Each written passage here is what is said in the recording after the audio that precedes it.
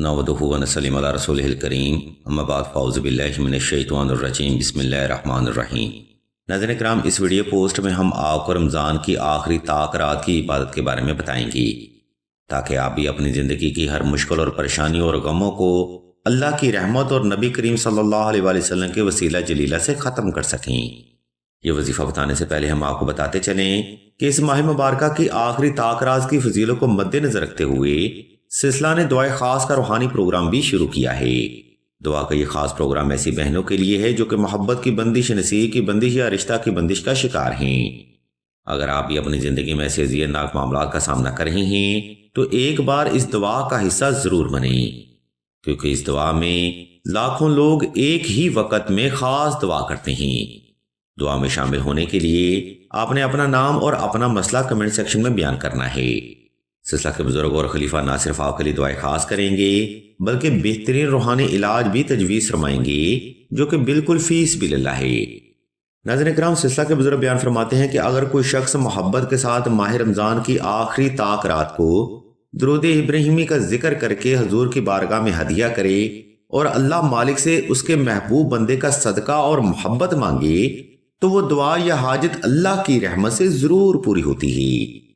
Video के अगला हिस्सा में हम आपको इस वजीफा का मुकम्मल तरीका, दुरानिया और तदाद के बारे में बताएंगे, इसलिए जरा तवज्जो रखिएगा। सामीन मोहतरम, ऊपर बयान करदा तरतीब को फॉलो करते हुए आपने किसी भी वक्त किसी भी मुकाम पर तन्हाई का खास इंतजाम कर लेना है।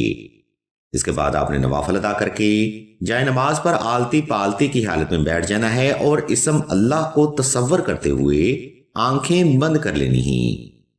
जब आप पुरसुकून और रिलैक्स हो जाएं तब आपने इसम अल्लाह को तसव्वुर करते हुए दिल से दुरूद इब्राहिमी का जिक्र शुरू करना है।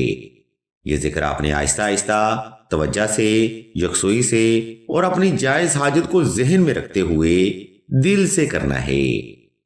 जब यह जिक्र आपका मोहब्बत के साथ 313 बार तमाम हो जाए तब आपने अल्लाह की बारगाह में एक लंबा सईदा हाजत अदा करना है जिसमें आपने अपनी जायज हाजत को अल्लाह के हजूर बड़े अदब और आजिज़ी से रखना है। इस अमल में आप अल्लाह के हजूर जो भी हाजिर या दुआ रखेंगे वो हाजिर या दुआ एक रात की इबादत के वसीला से जरूर पूरी होती है।